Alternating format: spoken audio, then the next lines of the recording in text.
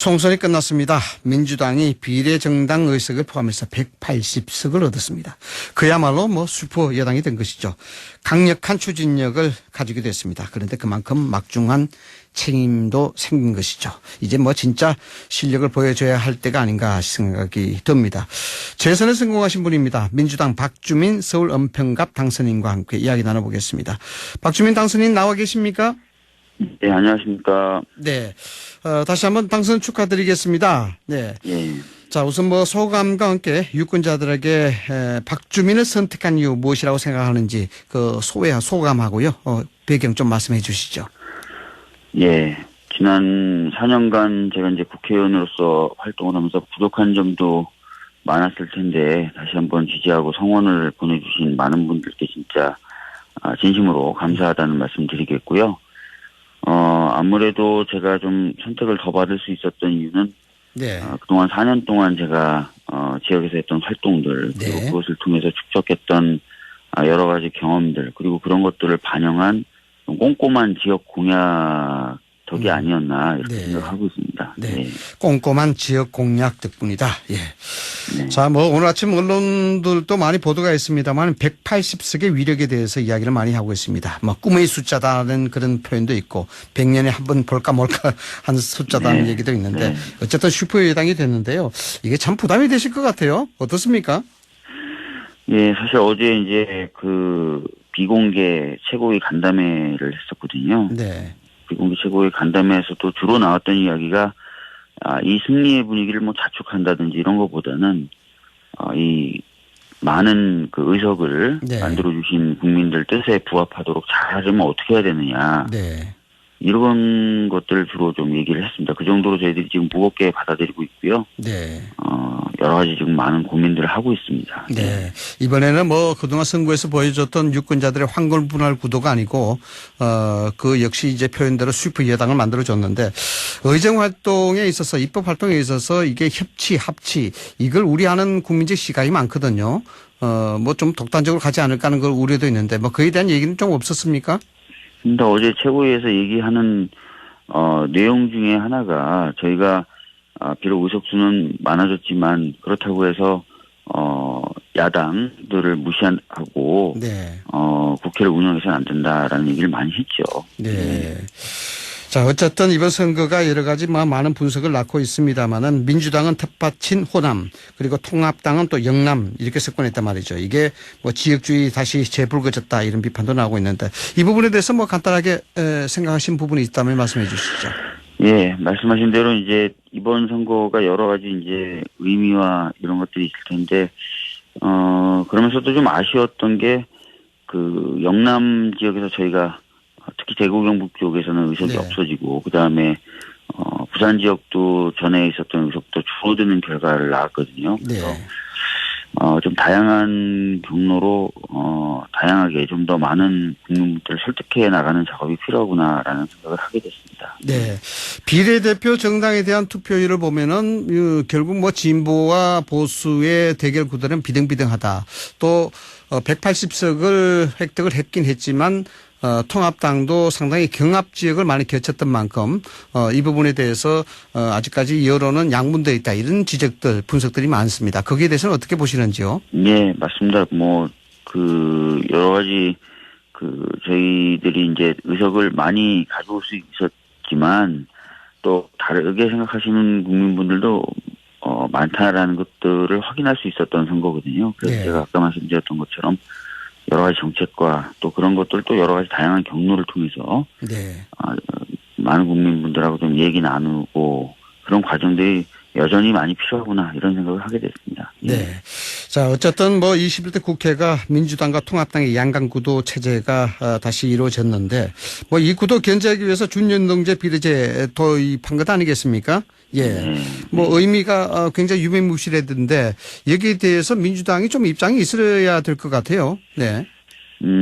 저희들은 이번 이제 총선 전에도 총선이 끝나면은 선거제를 손을 보겠다. 네.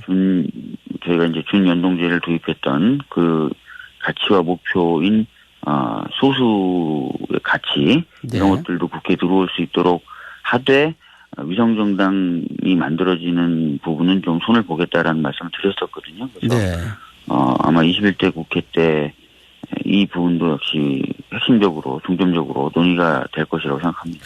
개원하는 즉시 이 준연동제 선거 비례대표제에 대한 부분들을 뭐 야당과 같이 협의를 하시겠다 이렇게 이제 의지를 확인해도 되는 겁니까? 저희들이 이제 선거 들어가기 전에 몇 차례 선거법 개정 관련된 필요성에 대해서 피력을 한 바가 있습니다. 그래서 여건이 조성되면 이제 당연히 그렇게 하려고 하고 있습니다. 예. 네. 자, 이번에 민주당과 통합당이 위성정당과의 합당 대신에 위성 교섭단체를 구성하는 방안 검토 중이라고 하는데 뭐 통합당은 그렇다 치고요. 민주당 같은 경우도 시민당과 이런 당선자들 중심으로 해서 위성 교섭단체 구성하실 생각이신가요?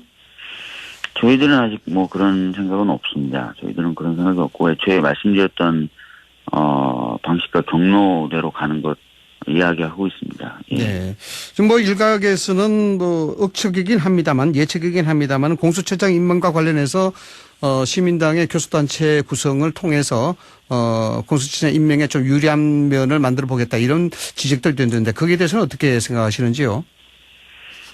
저희들이 공수처를 만들면서 가장 공들였던 부분 중에 하나가 공수처의 정치적 독립입니다. 네. 그렇기 때문에 여야가 추천할 수 있는 인원의 숫자, 그다음에 이제 야당에게 일정한 비토권을 부여하는 것, 네. 이런 것들 다 제도적으로 장치를 만들었던 것이거든요. 네. 저희들이 적극적으로 그걸 훼손하지는 않을 것입니다. 네. 적극적으로 훼손하지는 않을 것이다. 예. 예. 어쨌든 뭐 숫자의 대결이라서요. 뭐 야권 쪽에 두 명의 추천권이 참 어떻게 보장이 좀 돼야 될 텐데 이게 우려하는 시각이 좀 많았어요. 뭐 거기에 대해서는 어떻게 말씀하실 부분이 없었습니까? 법에 이제 방금 말씀하신 것처럼 야당이 추천되어 있으니까 네. 야당이 2명 추천하는 거죠. 예. 네. 명시된 대로 그렇게 추진해 나가시고 네. 공수처에 대한 독립성은 최대한 보장해 나가는 방법을 네. 민주당 쪽에서도 강구할 것이다. 예. 네. 알겠습니다. 어쨌든 뭐 우리 당선자께서는 법조 전문 아니시겠습니까? 이 법의 네. 검찰개혁, 사법개혁에 선두에서 오셨는데 자, 이 검찰개혁에 드라이브를 걸겠다. 이런 부분들을 뭐 공동위원장으로서 누누이 밝혀 오셨는데 어떻게 하실 생각이십니까? 검찰개혁?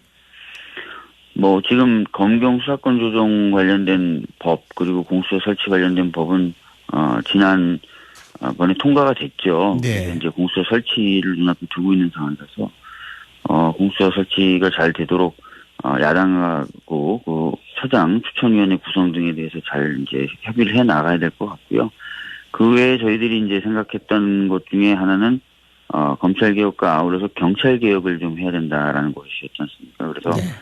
경찰 개혁 관련된 입법들도 속히 좀 통과시킬 수 있도록 해야 되겠다라는 생각 가지고 있습니다. 그리고 법원 관련돼서는 사실 지난 4년간 많은 얘기는 되었지만 입법적 성과를 난 건 없어요. 그래서 법원 관련돼서도 좀 개혁 작업을 해야 되겠다라는 생각을 네. 가지고 있고 또 그런 생각 갖고 있는 국회의원 당선인들이 많아서 미리부터 조금 얘기를 좀 나눠볼까 이런 고민 중에 있습니다. 네. 검찰 개혁과 관련해서는 뭐 공수처 설치 외에 다른 개혁 작업을 검토하시는 부분은 없으십니까? 현재는 제가 말씀드렸던 정도고요. 물론 네. 이제 21대 국회에 들어왔을 때 뭐 좀 더 근본적으로 개혁을 하자라는 분들이 계실 수도 있을 것 같아요. 네.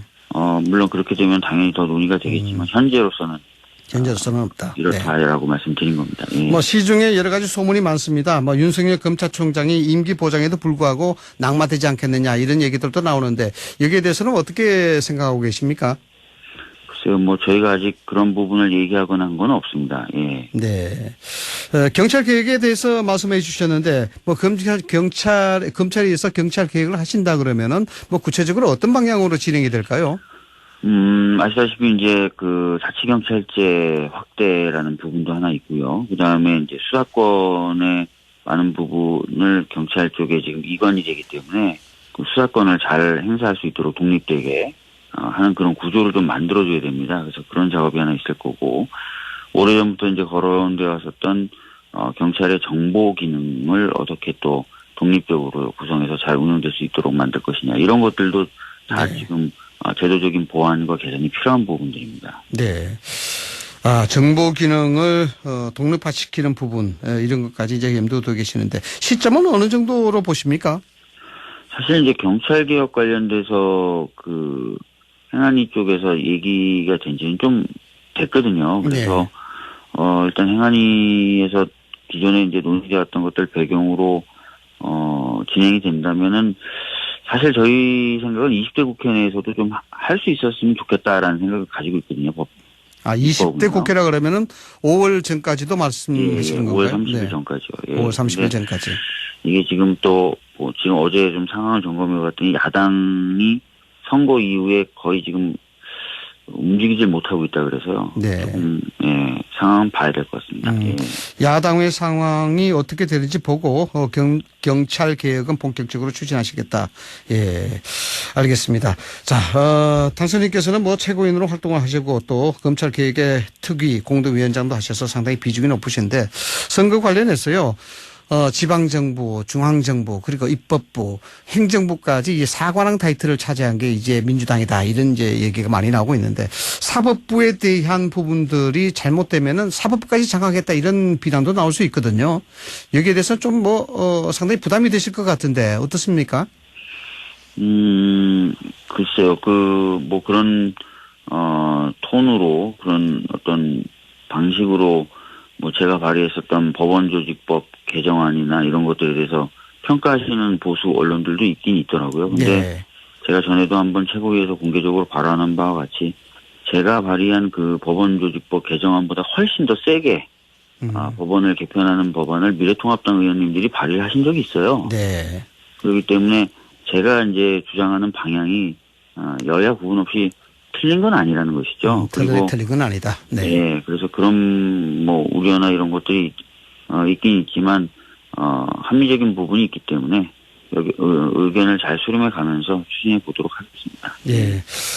이번 총선에는 여러 가지 얘기가 많고 정말 총성 없는 전쟁이었다. 코로나 때문에 조용했지만 물밑에는 거의 전쟁이었다라는 그런 얘기 많은데 여야 모두 좀 막말 논란이 있었습니다. 그래서 힘든 순간이 있었는데 선거 치르면서요. 좀 아쉬웠던 그런 점들은 없었습니까? 아쉬웠던 점들은 많죠. 다 아시다시피 코로나19로 인해서 많은 분들을 만나면서 할 수 있는 선거는 아니었습니다. 그래서 좀 많은 분들을 만나서 이야기도 듣고 또 말씀도 드리고 했으면 참 좋았을 텐데라는 그런 좀 개인적인 아쉬움이 좀 있고요. 그다음에 아까 말씀하셨던 것처럼 결과론적으로 또 놓고 봤을 때는 대구 경북 지역이나 부산 지역에서 저희가 의석을 못 얻거나 또는 의석이 줄어드는 그런 아픔이 있었고요. 네. 그래서 그런 몇 가지 좀 아쉬운 점들 있습니다. 예. 자, 당선인, 개인적으로 봤을 때 말이죠. 이번 통합당이 막판에 세월호 관련 막말로 상당히 영향을 받았다. 이것이 선거에 미치는 영향이 꽤 컸다. 이런 지적이 나오는데 우리 당선인께서도 그렇게 보시는지요? 네, 저뿐만 아니라 제 주위에 계신 분들 그리고 제가 다니면서 만나 뵀던 분들 말씀을 들어보면은 사실 이제 정치적으로 이용하지 말아야 될 어떻게 보면 국민적 아픔이죠. 네. 거기에 대해서 2번, 3번 상처를 내는 그런 것에 대해서 동의하시는 분들이 많지 않더라고요. 그래서 분명히 저는 영향을 미쳤을 것이라고 보고요. 네. 미래통합당도 이제는 좀 분명하게 인식을 했으면 좋겠습니다. 통합당에서? 네. 예, 그런 부분은 충분히 영향이 있었을 것이다고 보시는군요. 예. 자, 우리 박 당선자께서는 20대 국회보다 좀 더 이 강한 추진력을 얻게 됐지 않습니까? 지금 민주당이. 네. 그래서 이제 과감하게 입법 드라이브도 가능할 것 같고 또 패스트 트랙도 좀 자유로울 것 같은데 검찰 개혁과 함께 속도 내고 싶은 추진하고 싶은 법안 또 정책 있으시면 밝혀주시죠.